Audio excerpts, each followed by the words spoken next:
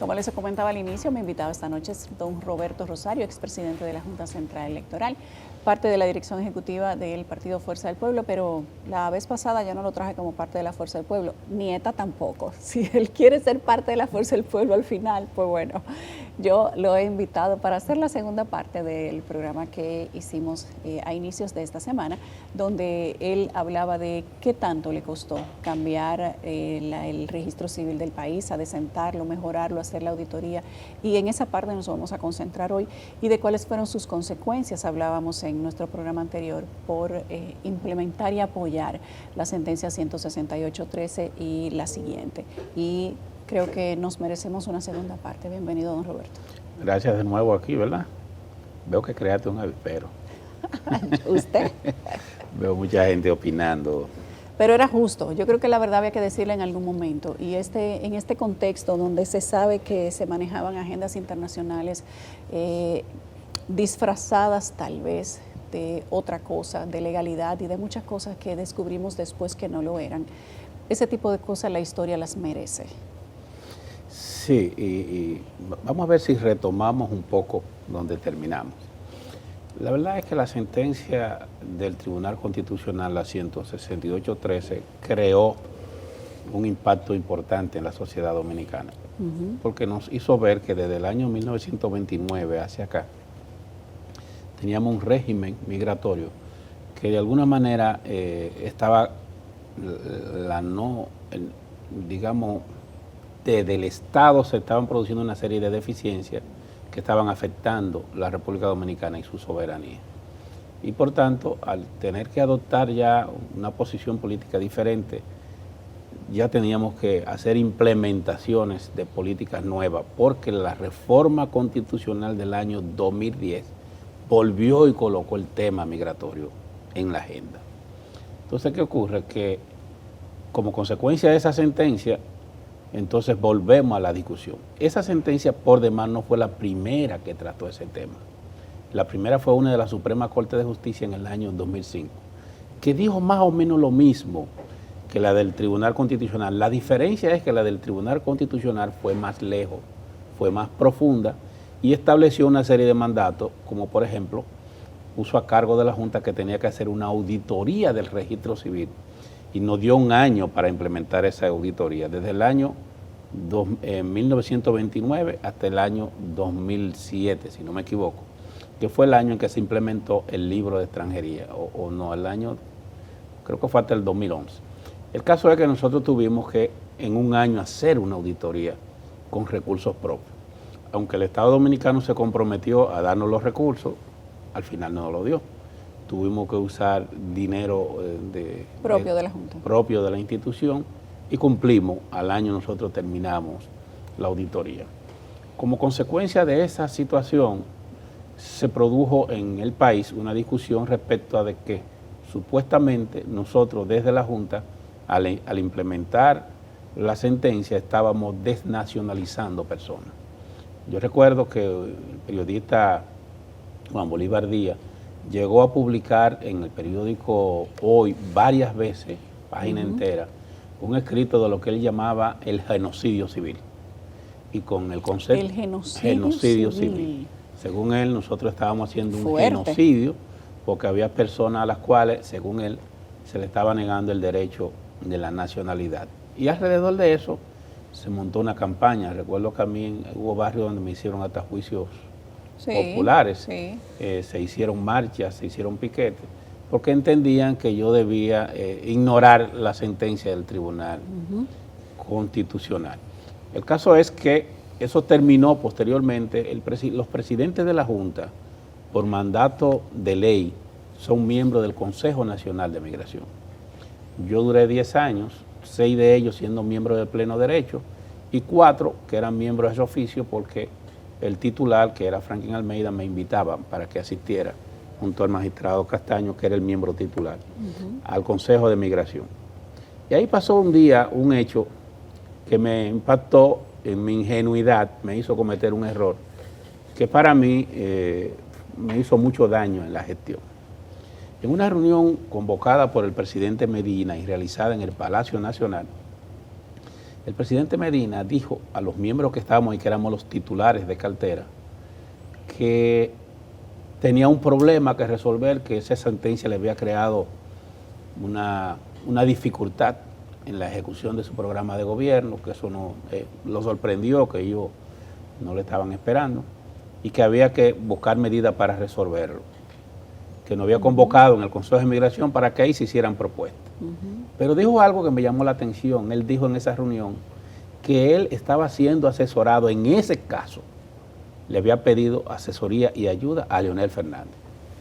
Y a mí me sorprendió, yo dije, pero mira qué bien, porque como yo sabía que mi relación con el presidente Medina no era buena en ese momento, me prendió un bombillito y yo dije, bueno, ya sé dónde acudir para ver cómo le llego a este hombre, cómo resolvemos este tema. Y entonces yo elaboré un proyecto de ley. Y ese proyecto de ley, que lo elaboramos desde la Junta, yo fui donde Leonel Fernández, a la Fundación Global. Recuerdo que Leonel me recibió parado, me dijo, dime Roberto, que me dijeron que tú querías hablar conmigo. Y dije, sí, presidente, quiero mostrarle una propuesta que yo tengo, porque en la reunión que se hizo del Consejo de Migración, Danilo Medina dijo que usted, el presidente Medina dijo que usted lo estaba ayudando, que estaba asesorándole en el tema este que se ha creado con la sentencia 168.3. Él me dijo, sí, él me llamó. Le dije, mire, como usted es abogado y yo también, yo tengo este proyecto de ley que creo que resuelve el problema. Y quiero que usted lo estudie. Me dice, Albén, lo leyó ahí mismo parado, recuerdo. Y me dice, ¿este proyecto lo elaboraste tú? Le dije, sí. Me dice, yo estoy de acuerdo con el proyecto. Y le digo, pues perfecto, ¿tú me autorizas a que yo se lo lleve al presidente Medina? Sí, lléveselo. Y entonces, él se reunió con el presidente Medina y se lo llevó. No habían pasado 2 días, el presidente Medina me llamó para decirme que sí es verdad que yo le había entregado un proyecto de ley, que sí era mío, a Leonel. Le dije, sí. Ay, ¿por qué se lo enviaste a él y no a mí? Porque usted dijo que lo estaba asesorando. Y como el abogado y usted no, yo entendí que él podía conocer mejor la propuesta. Está bien. Voy a convocar una reunión el lunes, yo quiero que tú vayas. Esa reunión se hizo en un lugar que tenía de reunión el presidente Medina en Bellavista. Una casa que había ahí, una casona. Y a esa reunión fuimos los presidentes de órganos extrapoder. Ahí estuvo el presidente de la Cámara de Diputados, ahí estuvo Reinaldo, ahí estuvo Leonel Fernández, ahí estuvo el presidente Medina. No estoy seguro si estuvo Cristina Lizardo. Éramos 6 o 7 personas que teníamos que ver con el tema. Y yo fui, él me invitó. Y entonces el presidente Medina dijo, lo he convocado para que hagamos una discusión sobre esto, para que como Estado unifiquemos criterios frente a la situación que hay. Fuera de la reunión, en la parte de fuera de la reunión, estaba presente este joven abogado que fue embajador en España, y Flavio de Rivas Espinal, que en ese tiempo no era consultor jurídico. Y ellos estaban invitados, pero no participaron de la reunión. Y estaba César Pino, ahora recuerdo. Entonces, cuando estamos en la discusión, el presidente Medina dice, miren, hay un proyecto de ley que sometió Roberto, pero lo hemos convocado porque yo le tengo una sugerencia que quiero que él acepte, que es el único punto. Si él acepta esa sugerencia y todos estamos de acuerdo, vamos a asumir eso como la posición del Estado y vamos a llevarlo al Congreso. Y me lee un numeral, un literal al artículo 1, que es el literal B de ese proyecto de ley.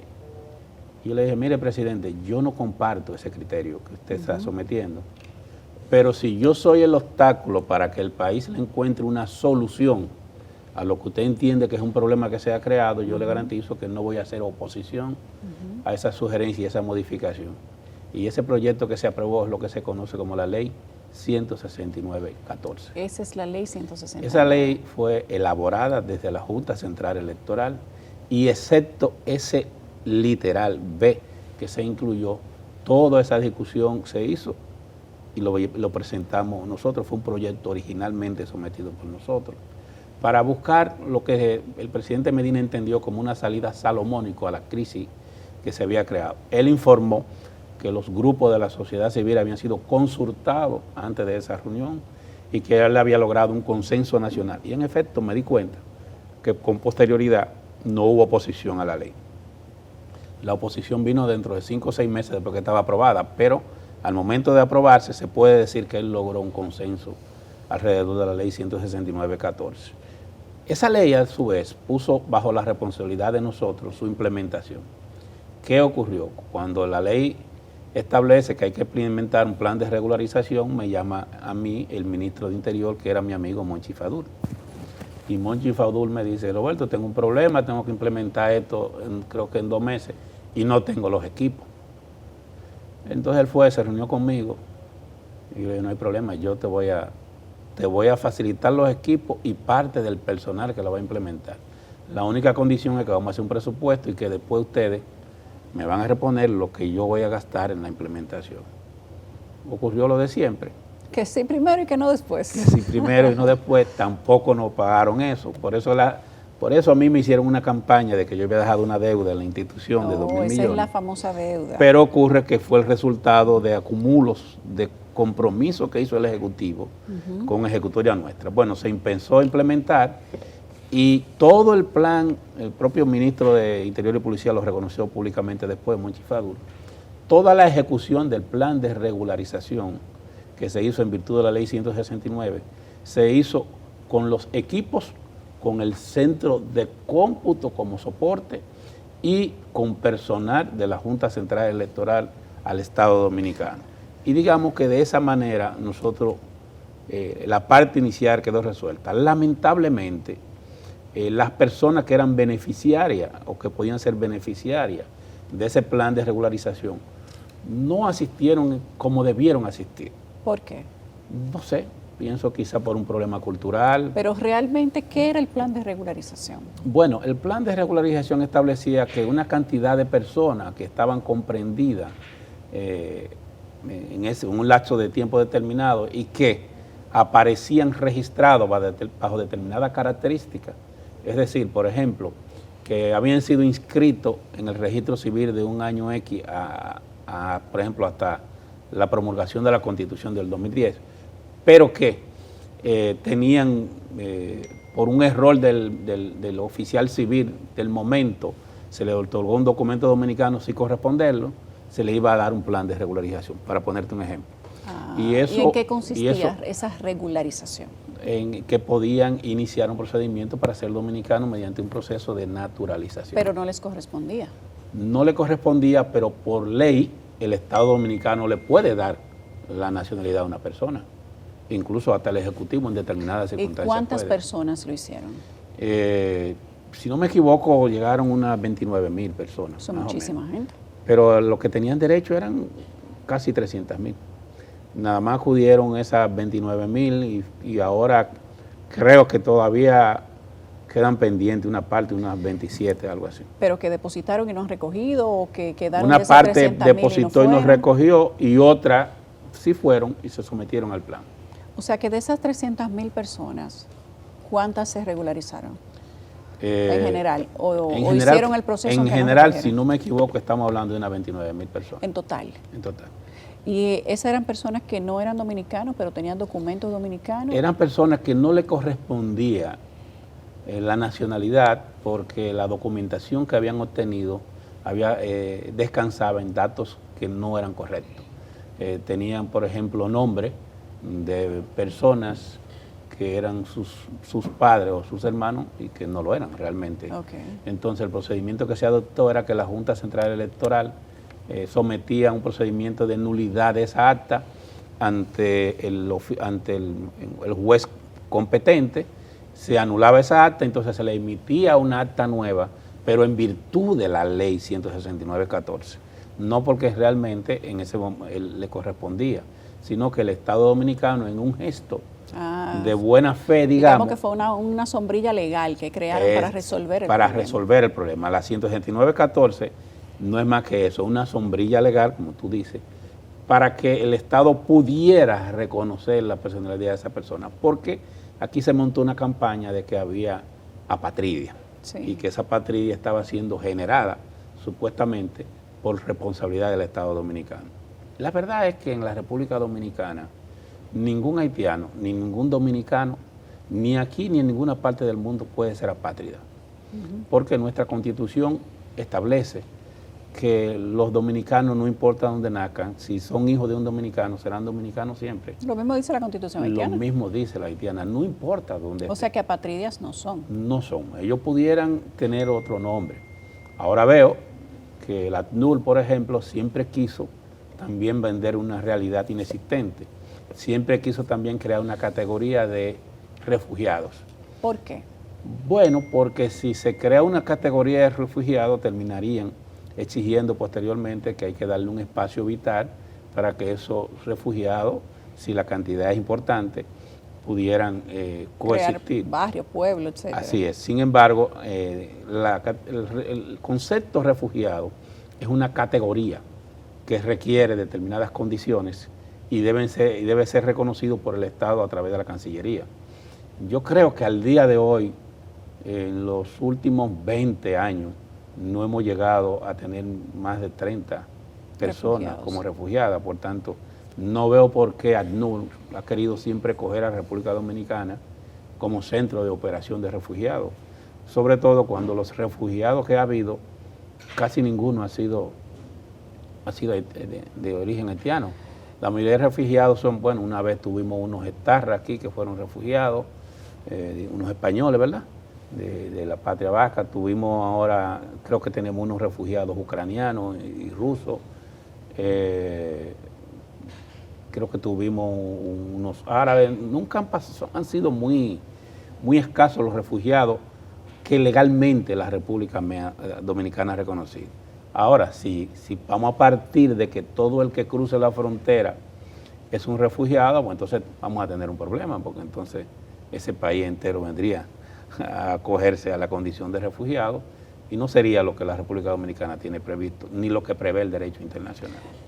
Vivimos bajo la sombra de que hay una intención desde hace muchos años de que República Dominicana y Haití vuelvan a ser un mismo Estado.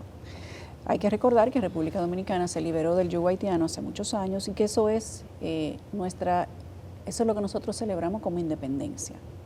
Hablar de cualquier cosa contraria es antinatura para los dominicanos. Así es. Pero se habla de una intención de que sea un solo Estado y todo lo que ya usted conoce. Desde la Junta Central Electoral y toda la experiencia que tuvo manejando eso, ¿vio usted, sintió, conoció de algunas operaciones, intenciones de algún Estado que pudiera darle siquiera fuerza a esa teoría?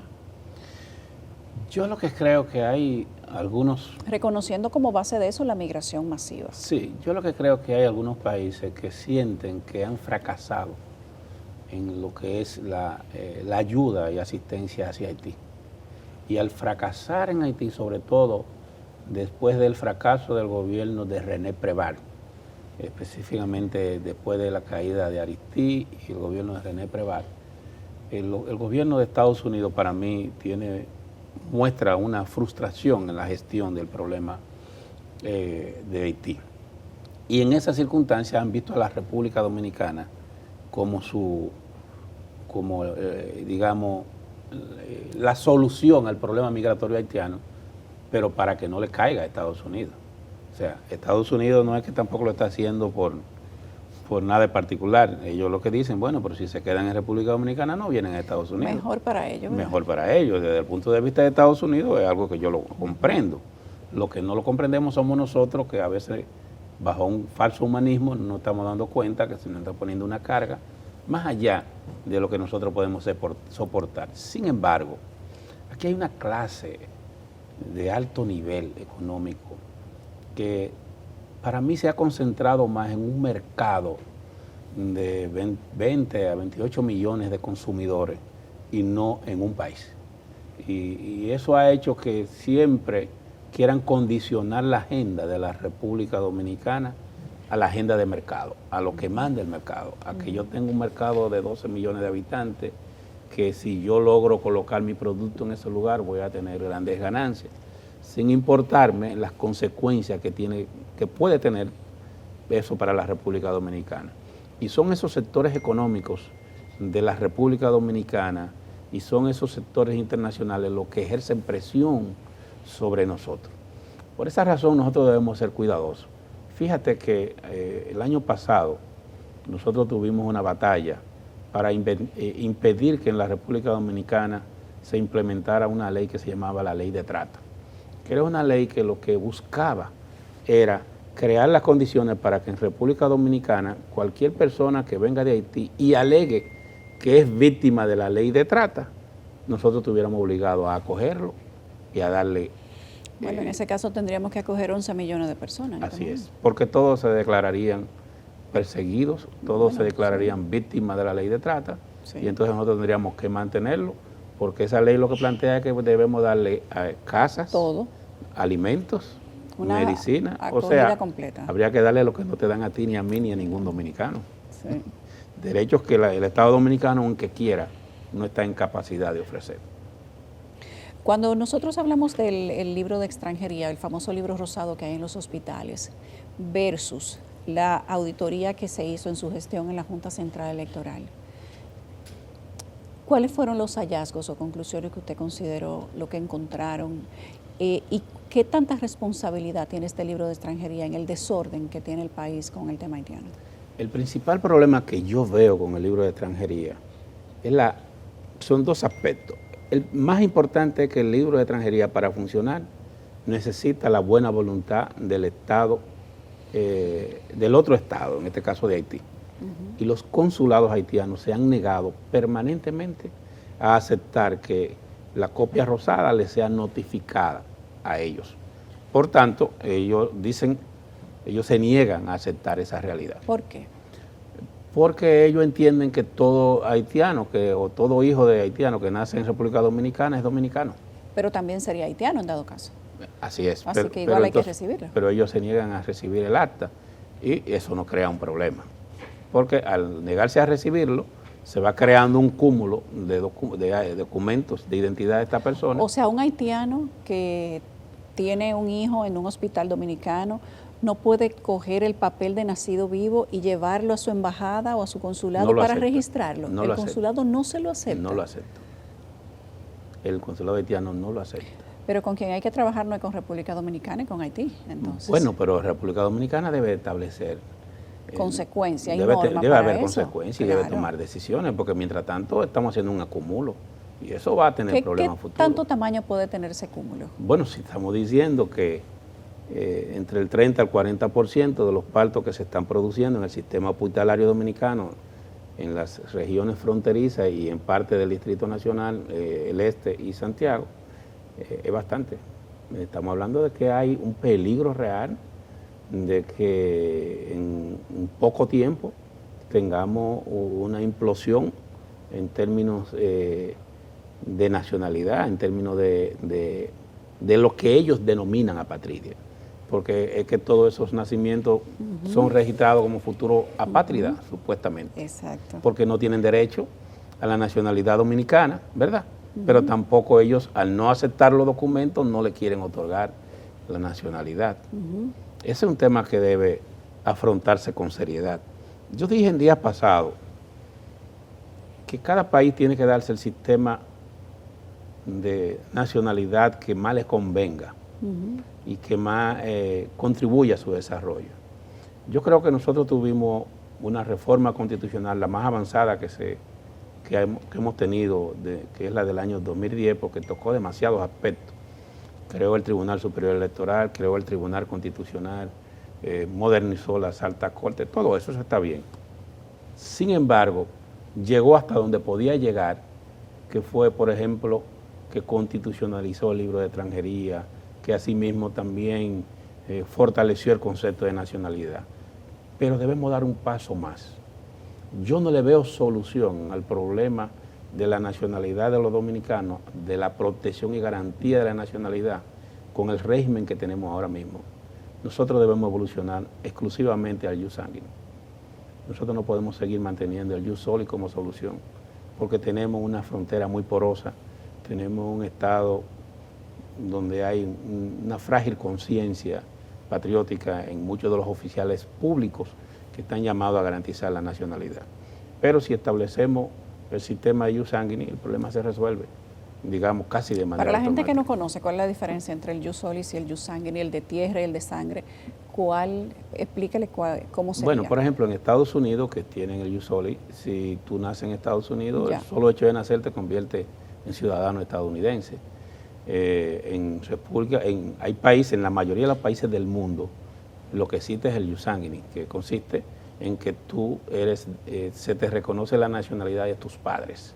Si tus padres, tu madre o tu padre, cualquiera de los dos, es por ejemplo español, y tú naces, no importa en el país que nazca, tú tendrás derecho a la nacionalidad española, para poner un ejemplo. Nosotros tenemos un jus sanguinis, pero tenemos un jus sanguinis combinado con un jus soli. Si nosotros elimináramos la combinación del jus soli y solo dejáramos el jus sanguinis, ese problema desaparecería. Ya el problema no sería de frontera, ya sería un problema más concentrado que nos permitiría a nosotros garantizar la naturaleza de la dominicanidad. Ahora mismo nosotros tenemos un problema real y es que el estado vecino con el que tenemos frontera terrestre es un estado fallido, en incapacidad de poder resolver su problema. Y nosotros también a veces tenemos posiciones fanáticas. Yo veo mucha gente, por ejemplo, que critica a Leonel Fernández, porque Leonel Fernández le regaló a Haití una universidad y dicen que él nunca debió hacer eso. Yo lo que le pudiera criticar a Leonel es que no construyó 3 hospitales en Haití. Nosotros debemos hacerle una universidad, 3 universidades para que estudien allá. Y debiéramos además de eso construirle 3 hospitales en cada uno de los lugares donde entran ellos a parir aquí. Si nosotros tuviéramos 3 hospitales en la zona fronteriza del lado haitiano, no hay razón para que vengan. Y debiéramos incluso, si es posible, hasta formar profesionales dominicanos para que lo ayuden en los hospitales a que nazcan de aquel lado. Y este problema no existiera. Si nosotros usáramos recursos del Estado Dominicano para construirle hospitales a los haitianos en Haití, vamos a gastar menos que lo que gastamos con las parturientas haitianas en la República Dominicana en un año. Con lo que nosotros gastamos en un año con las parturientas haitianas en la República Dominicana, construimos más de 5 o 6 hospitales modernos, los más modernos del mundo en Haití, y resolvemos nuestro problema. Estoy totalmente de acuerdo. Pero hay gente que no lo entiende, porque la gente dirá, bueno, y vamos a regalarle nosotros un hospital. No, vamos a economizarnos un problema, le vamos a ayudar a resolver a ellos un problema de salud, y nosotros vamos a resolver un problema de el control de nuestra soberanía y nuestra nacionalidad. Plantéenle eso al presidente de la República, tal vez quiera. Debiera ser, y a lo mejor él quizás no lo haga por temor de que lo acusen de que está ayudando a Haití, pero si tú me dijeras a mí, si dependiera de mí influir, la medida más importante que pudiéramos tomar nosotros es construir con recursos de la República Dominicana hospitales públicos en toda la zona fronteriza de Haití, Tenemos que de hacer aquel una pausa, lado de Haití. que va a ser breve. Al regreso quiero que nos hable de los hallazgos de la auditoría que se hizo al registro civil y hablemos de su cercanía con Leonel Fernández para tocar algo de la Fuerza del Pueblo. Sí, es justo. Es justo. Los 55 minutos, mi invitado esta noche es don Roberto Rosario, expresidente de la Junta Central Electoral, a quien le he dedicado 2:55 minutos porque yo creo que la historia lo amerita. Hablar del cambio que se dio en el registro civil y de cómo eso significó tanto para poder llegar al punto donde estamos hoy en materia de modernidad de datos en el país, amerita que se pasen algunas páginas hacia atrás y se diga cómo se hicieron. Y además, ¿por qué no decir quién hizo cada cosa? Porque la ingratitud al final no tiene una página buena en la historia. Hablamos de que se hizo una auditoría al registro civil. Quiero que me diga cómo se dio esa auditoría y qué se encontró ahí. Mira, se encontraron... ¿Y cómo está eso ahora? Sí, se encontraron muchas cosas, porque sobre todo se encontró... Recuérdate que cuando nosotros llegamos, el registro civil era muy manual. Sí. Era muy manual. Los archivos estaban en... Por eso se cambiaban los nombres sí, y toda la cosa. Además te guardaban la cosa, era en caja de cartón. De cartón, cuando llovía se mojaban, se los ratones se comían una parte. Era algo terrible. Nosotros en ese momento logramos un avance importante. Desarrollamos una política, por ejemplo, de construcción de edificaciones para que toda nuestra documentación nacional estuviese bien guarecida. Logramos además de eso modernizar con computadoras y llevar todo al sistema informático para con un clic tener acceso a toda la información. Eso nos ayudó a hacer esa auditoría y encontramos una serie de documentos que fue lo que dio lugar precisamente a que posteriormente la ley 169-14 pudiera implementarse correctamente. Ahora, con todos esos hallazgos ya conocidos y dado a conocer a la opinión pública, recuérdate, como te dije en el último programa, que esa auditoría tuvo como veedor una serie de personalidades como Mario Rivadulla, como el coordinador que era el director de Diario Libre, el amigo Adriano Miguel Tejada, y otros, Percio Maldonado, que fungieron como veedores. Y de verdad que esos hallazgos también nos permitieron darnos cuenta de la fragilidad del propio sistema registral que teníamos. Yo espero que ahora incluso la Junta Central Electoral de turno termine de profundizar los cambios necesarios, porque es un tema, y qué bueno que tú haces esa pregunta que yo quiero señalar. Si tú haces una auditoría, digamos, y haces una serie de hallazgos hace 10 años, lo que tú encuentras como una debilidad en 10 años y tú lo conviertes en fortaleza, dentro de 10 años van a haber entonces otras debilidades, otros retos, y lo que fue avanzado en esos 10 años, posiblemente 10 años después, sea atrasado y haya que volver de nuevo. O sea, el Estado tiene que vivirse reinventando de manera constante. Por ejemplo, la Junta Central Electoral ahora mismo está haciendo una nueva cédula. A mí me correspondió dar una cédula hace más de 10 años. Posiblemente ahora ellos tengan otros retos en esa nueva cédula, porque la realidad de ese momento no es la misma de ahora. El desarrollo de la tecnología de ese momento no es el mismo de ahora, y las soluciones en consecuencia no pueden ser las mismas, tienen que ser diferentes, acorde con el desarrollo de los procesos.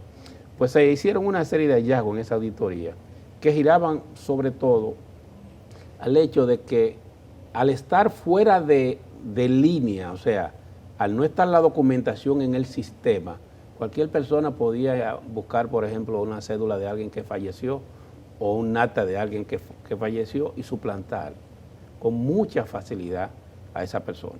Nosotros iniciamos un procedimiento mediante el cual, cuando una persona fallecía, tú vinculabas el acta de defunción inmediatamente con el acta de nacimiento, y eso hacía difícil que se pudiera utilizar la identidad de un fallecido para documentar ilegalmente a alguien que no es dominicano o que simplemente quería suplantar a una persona.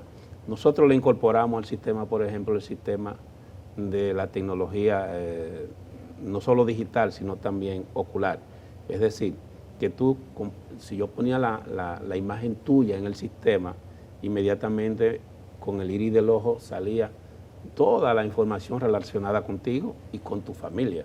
Salía a relucir cuántos hijos tenían, si te había casado, si era soltera, si había tenido más de un matrimonio. Todo eso se reflejaba con tú darle a un clic.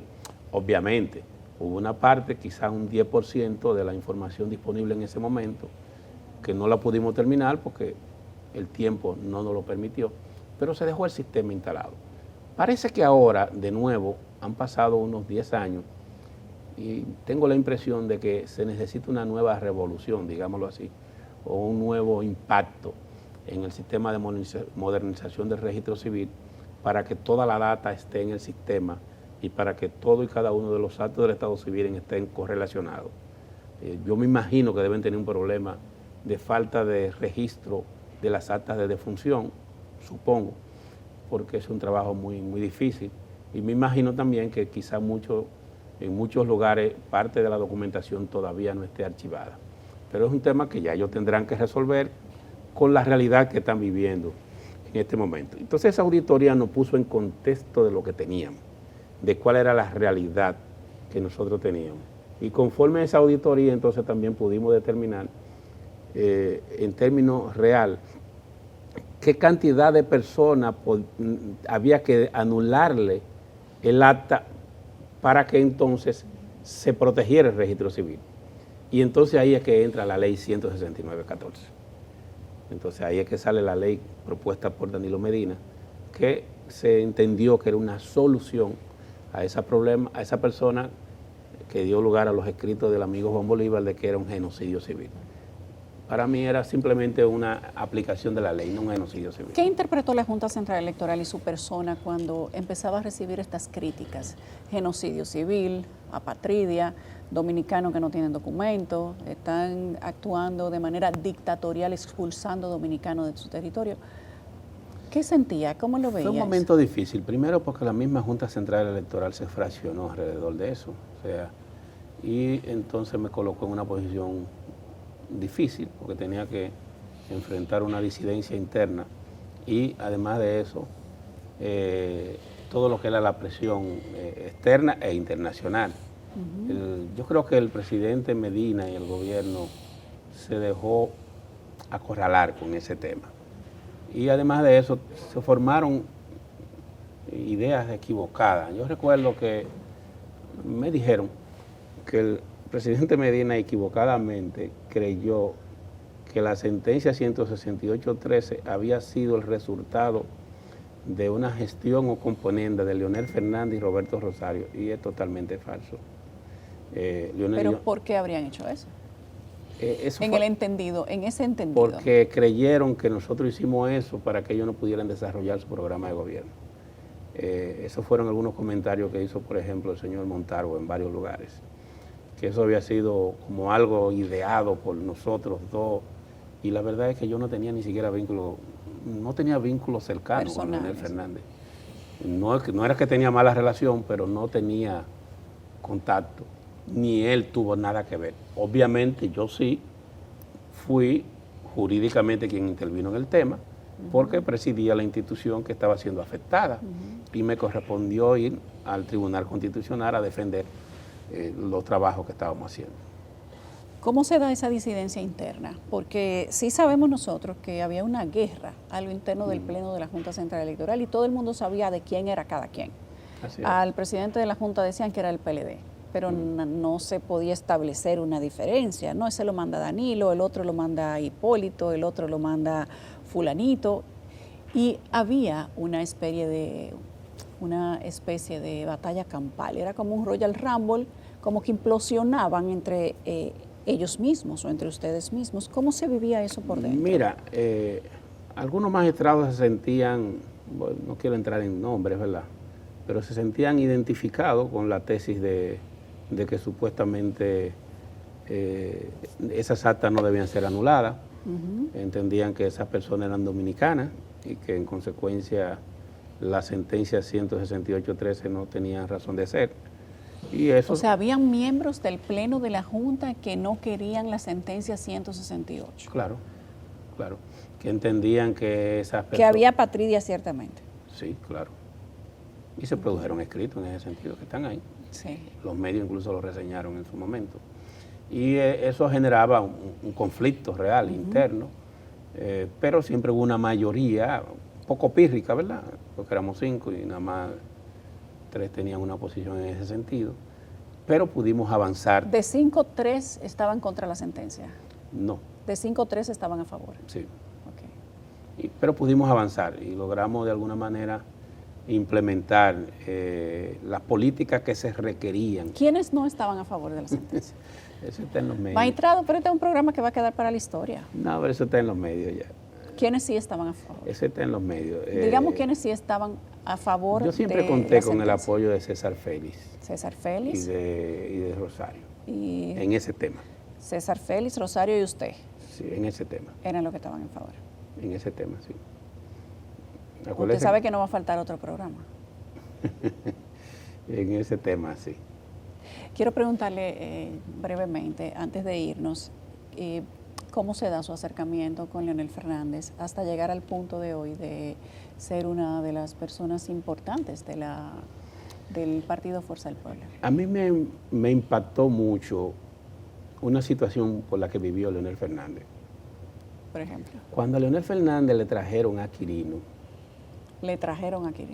Yo me sentí muy mal. Y yo lo llamé y le dije a él que lo quería ver. Yo lo visité y encontré a un Leonel Fernández dolido y afectado. Y yo le dije a él, mire, yo vengo a visitarlo porque lo que a usted le han hecho es algo inmerecido. porque yo me consta que usted fue el que persiguió, apresó y extraditó a Quirino. Por tanto, es injusto que ahora le quieran hacer una campaña queriendo vincularlo con ese señor. Por demás, yo sé quién es usted. Yo me sentí mal con esa campaña que se le hizo a él. No, si eso le hacían a un expresidente, imagínese. Y entonces, además, como yo también estaba siendo víctima Estaba corriendo de también. persecuciones, a mí también pueden pasar cosas peores. Y a partir de ese momento establecí una relación de solidaridad con él, y aunque no teníamos contacto, pero digamos que se fortaleció la empatía, aparte de la preparación que Leonel Fernández tiene como estadista y como intelectual. Y sobre esa base entonces desarrollamos un acercamiento. Ya cuando yo salí, yo le dije, cuando yo salga de la Junta, yo lo voy a buscar, porque yo creo que usted merece que el pueblo dominicano lo reivindique de este lodo que han intentado echarle. Por esa razón, cuando salgo, fíjate, a propósito, cuando se produce el tema de la cancelación de mi visa, la primera llamada que yo recibí fue de Leonel Fernández. Me llamó por teléfono y me dijo, mira, la única razón por la que te llamo es para que tú sepas que estoy contigo y que cuenta con toda mi solidaridad, y que eso es un abuso con el que yo no estoy de acuerdo. Y tuvimos una conversación. ¿El presidente bastante Medina lo larga. llamó para solidarizarse con eso? No. Compañeros del partido, entonces PLD, ¿lo llamaron en contra de eso? Reinaldo, Solo Reinaldo. solo Reinaldo. Los demás tranquilos con el tema. Lo demás, No dijeron nada. creo que atemorizado, nadie quería acercarse a mí. ¿Le devolvieron la visa en algún momento? Nunca he ido, No ha vuelto a buscarla. no. Yo he ido a la embajada. ¿A qué? Bueno, yo fui en 2 ocasiones a reuniones, ya obviamente no estaba el personaje, a reuniones que debí ir para tratar temas que se consideraron necesarios, como parte de una delegación de la Fuerza del Pueblo junto con Franklin Almeida, y reunión que se hizo allá en la instalación de la embajada, ¿verdad? Donde tenía la casa, que no sé si la vendieron aquí, frente al banco, por ahí. Y después he ido 2 veces, pues yo tengo un hijo que nació en Estados Unidos y he tenido que ir con él a la renovación de su Pero nunca a documento. buscar para usted. No, nunca he... ¿Y lo piensa hacerlo en algún momento?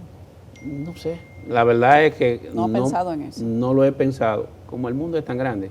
El dolor se ha ido ya después de eso, porque la verdad que Yo- somos humanos, uno siente. No, yo creo, ¿por qué yo no he ido? Porque yo entendí que eso que se ha descubierto como la agenda USAID tenía el control de la embajada. Yo no lo identificaba como agenda USAID, pero sí sabía que la gente que dentro de la embajada de Estados Unidos tenía una adversión hacia mí, tenían control de la embajada, entonces no tenía sentido yo ir Hacer allá, nada. porque lo que iba a ocurrir es lo mismo. Por eso nunca he ido, nunca he tenido intención de acercarme, es la realidad. Gracias, don Roberto. Gracias a usted. A usted y a mí Pero, no pero van a faltar déjeme tiempos. decirle, ve que usted Dígame. déjeme decirle que quiero aprovechar este programa para decir que en el caso de la Fuerza del Pueblo, en la parte que tiene que ver con las políticas migratorias y en la parte que tiene que ver con la defensa de la soberanía, he encontrado en el presidente Fernández y en los compañeros del partido una posición digna y de identificación y respeto con la población dominicana. Y que sepan que mientras nosotros estemos ahí, nosotros siempre estaremos identificados con la defensa de los intereses del pueblo dominicano. Gracias. Gracias a usted. Gracias a don Roberto Rosario, expresidente de la Junta Central Electoral.